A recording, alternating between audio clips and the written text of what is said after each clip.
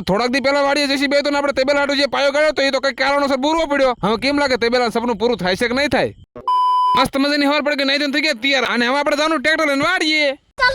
હા, અને આજે આપણે 100 દિવસમાં 10 કે ફોલોવર કરવાનું છે. 100મી દિવસ क्या હવારમાં વાડી આવીને એટલે આળા તો થાય જ તે. तुम्हें शर्म है कुछ? ધંધીનો કરો ને. આળસ ગમે એટલી થાય તો કામ તો કરવું પડે. એટલે માથે બાંધી દીધું લુંગી આવી જાય. હાલો મોરો મોરો ફૂલ તૈયારી છે.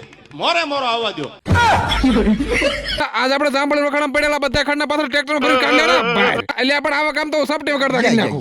क्या बात है सर, क्या बात है सर.